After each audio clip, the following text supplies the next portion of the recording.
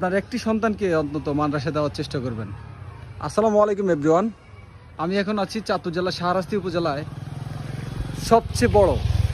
চাঁদপুর জেলার সবচেয়ে বড় কওমি মাদ্রাসা, যেটির নাম হচ্ছে জামিয়া ইসলামিয়া শামসুল উলুম ফেরুয়া কওমি মাদ্রাসা। এটির অবস্থান আমাদের চাঁদপুর জেলার শাহরাস্তি উপজেলার ফেরুয়া গ্রামে। একটা কথা বলি, আমাদের সমাজে আমরা যারা ইসলাম ধর্মের অনুসারী, ইসলাম শিক্ষাটা আমাদের জন্য অত্যন্ত গুরুত্বপূর্ণ।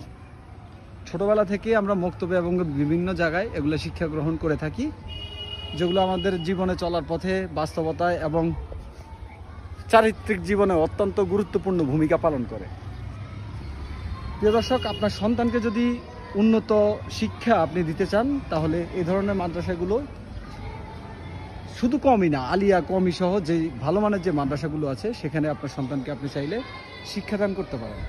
ছেলে হোক মেয়ে হোক, আপনি তাকে উপযুক্ত যে শিক্ষা, সেই শিক্ষাটা কিন্তু আপনি চাইলে দিতে পারেন।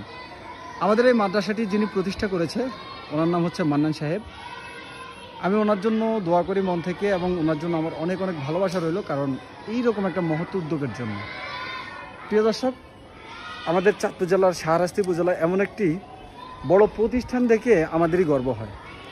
আমি এই প্রতিষ্ঠানের মঙ্গল কামনা করছি। আমি দোয়া করব ভবিষ্যতে এই প্রতিষ্ঠান সারা বাংলাদেশে, বিশ্বের বুকে নাম অর্জন করবে, অনেক ভালো নাম অর্জন করবে। এছাড়াও আপনারা যারা আমার ভিডিওগুলো দেখে থাকেন, ভালো লাগলে অবশ্যই লাইক কমেন্ট শেয়ার করে পাশে থাকবেন তো অবশ্যই। তবে আপনারা জানানোর চেষ্টা করবেন কোথায়, কোন জায়গায় কি প্রতিষ্ঠান কি আছে, আমাকে ভিডিও করার জন্য আপনারা আমন্ত্রণ জানাতে পারেন। ইনশাল্লাহ আমি গিয়ে আপনাদেরকে ভিডিও করে দিয়ে আসবো।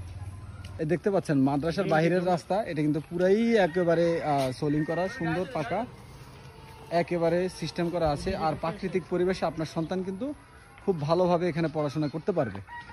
যিনি এই মাদ্রাসাটি প্রতিষ্ঠা করেছে, মান্নান কোম্পানি ওনার নাম, ওনাকে সবাই এই নামে চিনে। ওনার বাড়ি হচ্ছে এটা হচ্ছে ওনার বাড়ির দরজা। আমরা একটু পরে আপনাদেরকে ওনার বাড়িটা দেখানোর চেষ্টা করব। এই যে দেখতে পাচ্ছেন, উনি কিন্তু ওনার বাড়ির যে রাস্তাটা অনেক সুন্দর করে সুপারি গাছ দুই পাশে লাগিয়ে রেখেছে প্রাকৃতিক সৌন্দর্যের জন্য।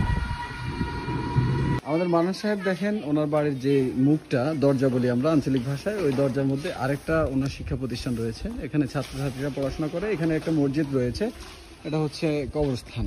ঠিক আছে, আমাদের সমাজে যারা বিত্তশালী আছে, তাদের যদি সবার মন মানসিকতা এরকম হয়, তাহলে কিন্তু আমাদের সমাজটা বদলে যায়। দেখেন কত সুন্দর পরিবেশ, দেখলেই আসলে মনটা ভালো লাগে। এরকম একটা সুন্দর চমৎকার পরিবেশ যদি আপনার বাড়ির আশেপাশে থাকে, তাহলে আপনার সমাজ, আপনার পরিবার, আপনার আত্মীয় স্বজন সবাই কিন্তু সুষ্ঠু আচরণ শিখতে বাধ্য। ঠিক আছে, এটা হচ্ছে ওনার বাড়ির মূল গেট। যেহেতু বাড়িতে মহিলা থাকতে পারে, সেজন্য আমরা বাড়ির ভিতরে যাচ্ছি না। ঠিক আছে, আমরা জাস্ট এটুকু আপনাদেরকে দেখানোর চেষ্টা করলাম। যাদের টাকা পয়সা আছে, আপনারা চেষ্টা করবেন অবশ্যই ভালো কিছু করার জন্য।